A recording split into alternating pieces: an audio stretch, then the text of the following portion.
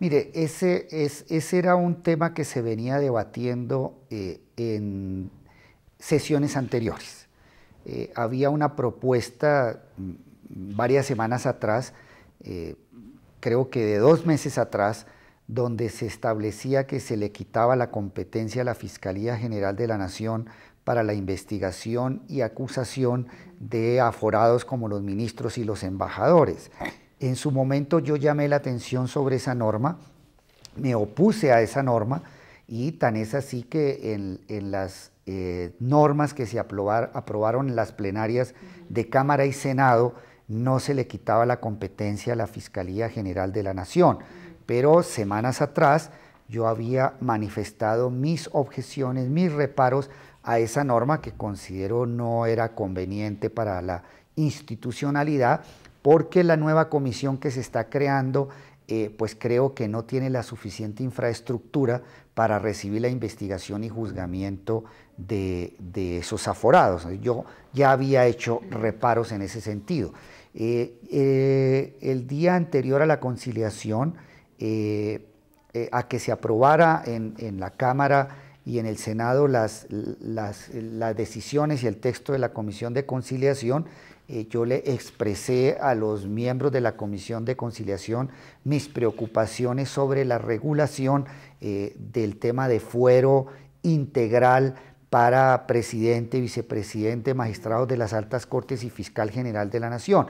Yo les reiteré a ellos lo que yo he venido diciendo públicamente y en los debates del Congreso sobre ese punto en la reforma, que yo creo que no se debe privar al presidente, a los magistrados de las altas cortes y al fiscal general de la Nación del fuero integral que en este momento les concede la Constitución.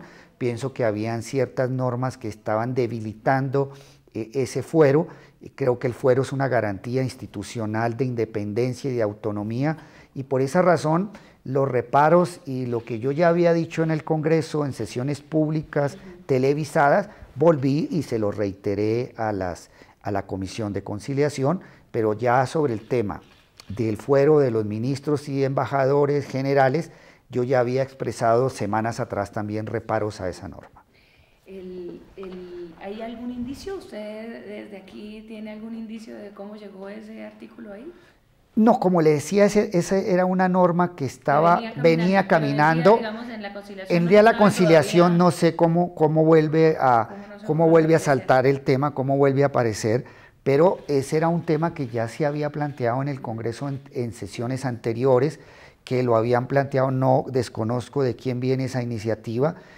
Yo había expresado ya mis reparos a esa norma, no estuvo aprobado en los textos que se aprobaron en Cámara y Senado, surgió súbitamente en la Comisión de Conciliación y creo que es una norma inconveniente. Que precisamente este momento de crisis muestra que hay salidas institucionales.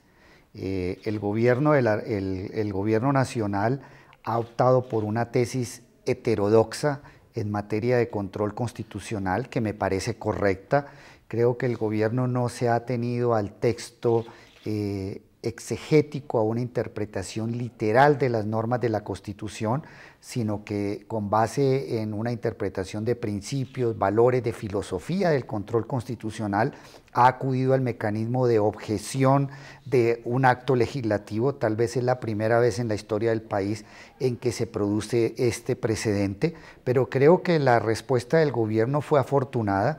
Me parece que es el camino institucional correcto. Creo que el presidente de la República tiene un respaldo jurídico y una interpretación muy razonable de las normas constitucionales para hacer esta objeción, y lo que muestra es que en medio de crisis como esta, la institucionalidad colombiana funciona, que el presidente hace una interpretación importante, moderna, heterodoxa de la Carta, y creo que es una medida importante para superar la crisis frente a la reforma a la justicia.